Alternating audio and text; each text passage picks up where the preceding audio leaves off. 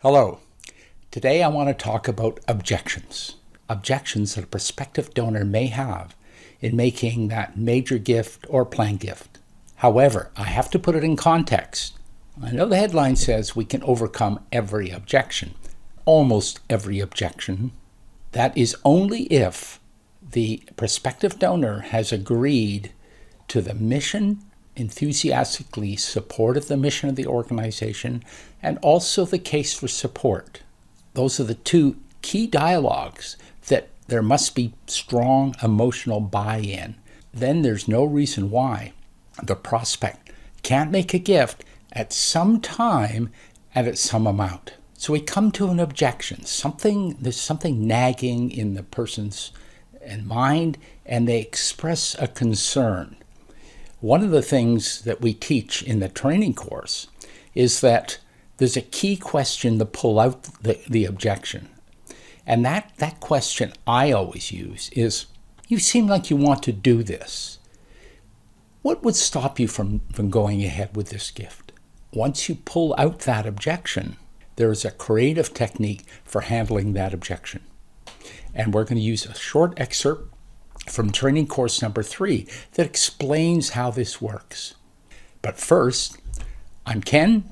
This is the channel Empowerment Dialogue for fundraisers, and really dedicated to empowering you, the fundraiser, to empower others in their philanthropy.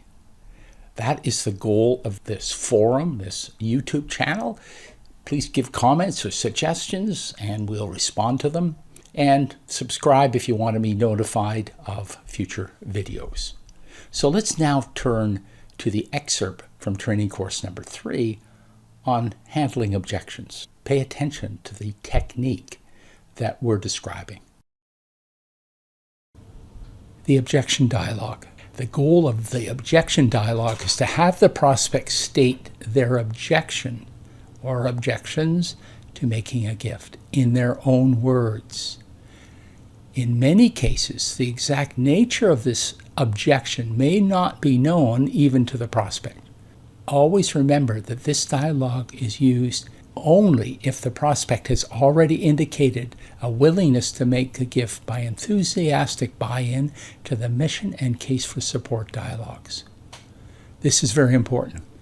This dialogue is never confrontational. You are only helping the prospect figure out what is holding them back from doing what they want to do. Effective language will do this. You seem to really want to make a contribution.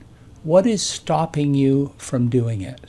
Or, I've heard you talk about how a gift like this would make you so satisfied. What might be holding you back? This question pointedly causes the prospect to dig deeply to consider what the objection is. And like many dialogues, the use of silence is very important.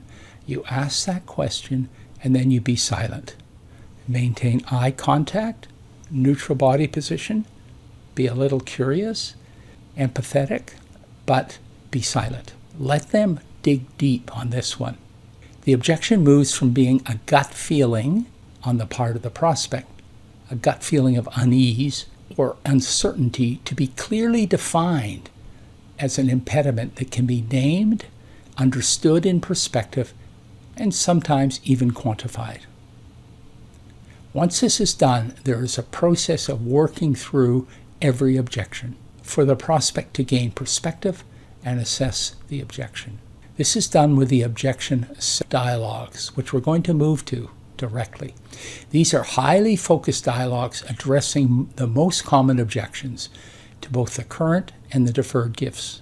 The approach of the fundraiser changes in these dialogues by being more forward and more proactive. We'll have a look. Objection subdialogues. The goal of the objection subdialogues is to have the prospect clearly understand the options relevant to the objection. To have the prospect put a spotlight on their objection and consider it anew in perhaps a different context. We'll call this recontextualizing. The fundraiser initiates this process by the following steps. Firstly, support the prospect in their concern. The concern is real. It's real for them, and it has to be respected. So we support them in that, and we'll give you the language to do precisely that.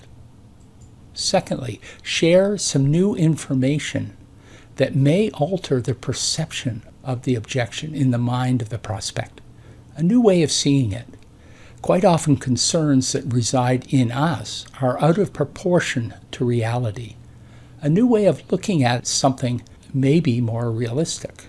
Lastly, check the reaction of the prospect with this new information. See how they're feeling. It always has the question, how do you feel about that? We're going to go into these in detail. The objection subdialogue detail. Here's the objection. Here's how we set this up. I have an objection. I'm worried about my children or grandchildren.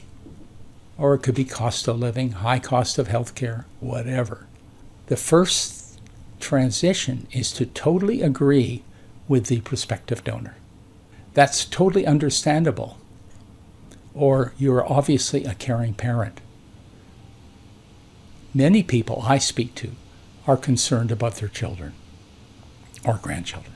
So whatever statement you can make, the fundraiser states this, is to support the objection. Why do we do that? It's part of customer service. All of a sudden, the person making the objection relaxes. It opens their mind up. It reassures them that they have a legitimate concern. Then we move to the dialogue. And let's do it for planned gifts and current gifts. We introduce a new piece of information. For estate gifts, I like to say, let me ask you, what if you left 90% to your children? Or sometimes I say, a lot of people I speak to are concerned about this as well. And they consider the question, what if they left 90% of their estate to their children? Does that seem like the right amount? That would leave 10% for the causes you care about. How would you feel about that? We always end with that question. Or another one, what percentage do you think someone should leave to causes they care about? So all of a sudden, we take a vague concern and we quantify it. We put perspective on it. I mentioned it's like putting a spotlight on it. It becomes a more reasonable discussion. We go into this in a lot of detail, by the way, in training course number 4. For a current gift, keeping this in mind, what would seem to be the right amount? So you acknowledge the concern and see if they have a different perspective on it. We all have to balance out our priorities. What would be a reasonable amount? Many people spread a gift over several years. How would you feel about that? So what we're doing is adding a new piece of information and asking them to rethink this original objection. I'm worried about money or the size of my estate. Transition. That's understandable. You are obviously careful about your money. It's any statement that confirms their objection in their minds, supports them. Then we say, we're talking about assets left behind after you die, after you and other dependents pass away. I quite often say, when you die, you don't need your assets anymore. We have to make decisions about those assets and the disposition of them. What do you want to do with your assets? Or how do you feel about that? Next objection, I'm worried about I give to other organizations. That's understandable. You're obviously a generous person. Many people I talk to benefit multiple organizations in their estate plans. Again, this is for a planned gift. How do you feel about that?